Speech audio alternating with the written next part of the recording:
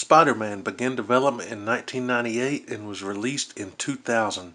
It was developed by Neversoft and published by Activision. It used the same game engine as Tony Hawk's Pro Skater, and the coolest of all, it was narrated by Stan the Man Lee himself. Welcome, true believers and newcomers alike. Spider-Man co-creator Stan Lee here. Once again, we find our hero Peter Parker, better known around the world as the Amazing Spider-Man, in a heap of trouble. But this is just the beginning, Spidey fans. So get ready for a true superhero action thriller, packed to the brim with thrills and chills, twists and turns, more supervillains than you can shake a web at, and of course, non-stop web-slinging, wall-crawling action. Spider-Man attempts to clear his name after being framed by a doppelganger and becoming a wanted criminal, while also having to foil a symbiote invasion orchestrated by Doc Ock and Carnage. Numerous other villains appear, including Scorpion, Rhino, Venom, and Mysterio. This game also features a ton of other superhero cameos, including Daredevil, the Punisher, Human Torch, and Captain America. Let's talk a little bit about the plot, because it was absolutely amazing, and honestly, I would love to see this made into a movie, dude. A supposedly reformed Dr. Octavius is holding a scientific demonstration at the Science Expo, but he was interrupted by an imposter Spider-Man who attacks the crew and steals his equipment. Eddie Brock, who tries to take pictures for the Daily Bugle, has his camera shattered by the imposter Spider-Man. In a rage, the Venom symbiote resurfaces inside Brock, and he vows revenge against Spider-Man. Meanwhile, the real Spider-Man who witnessed the incident is held responsible for the theft, and the police ensue a manhunt for him. Elsewhere, two unseen figures release some fog from their hidden base into the city, which quickly covers the streets. After meeting with Black Cat and following a bank robbery by the Jade Syndicate, Spider-Man is forced to save J. Jonah Jameson from Scorpion. He defeats Scorpion only for an ungrateful Jameson to call the police on him.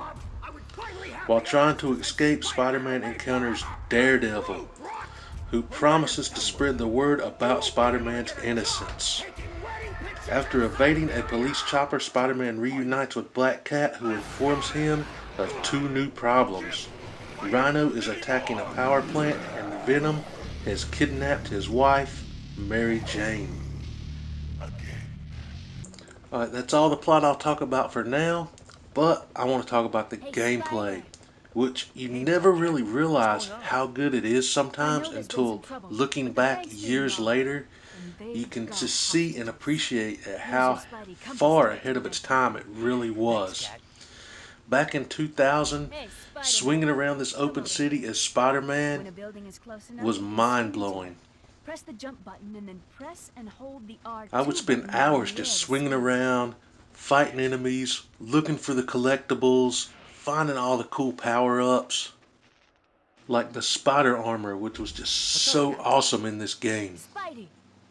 The collectibles in this game were comic book covers, ranging from his iconic first appearance in Amazing Fantasy 15 to many other amazing Spider-Man comic book covers which featured key moments in Spider-Man's history.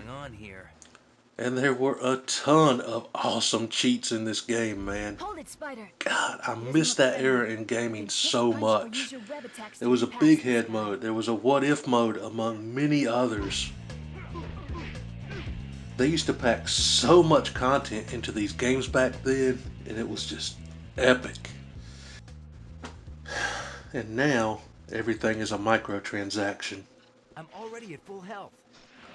Another cool fact that I found while I was doing research for this video is that back in April of this year, the original developer from the game stated that he badly wanted to make a remaster of this.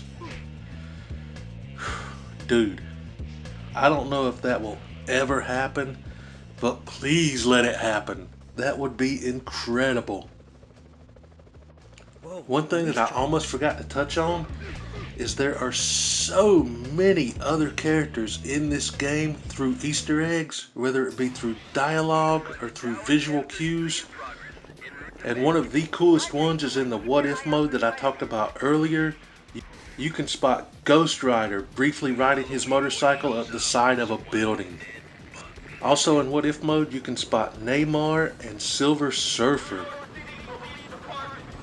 Some of the other notable Easter eggs include Thor, Galactus, the Fantastic Four, the Watcher, Wolverine, Hulk, and Iron Man, among many others. These guys are serious. This game also featured a bunch of other unlockable costumes, and some of them weren't just cosmetic, they had actual abilities tied to them, like Spider-Man 2099 who had enhanced strength, Symbiote Spider-Man who had unlimited webbing, Captain Universe who was invulnerable, enhanced strength, and unlimited webbing, just to name a few. This was one of the absolute best games from the PlayStation 1 era. The gameplay was incredible, the boss fights were all varied and unique, the amount of content in this game was outstanding, from the collectibles to the unlocks to the power-ups to the cheats. Dude, I want so badly, no, I need to play this game again and soon.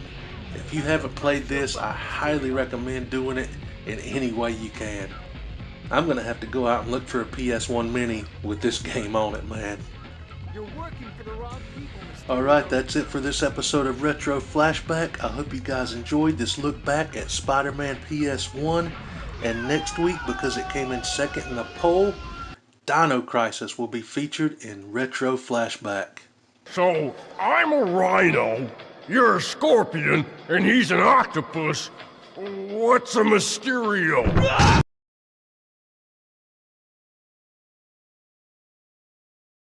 What did you say his power level is?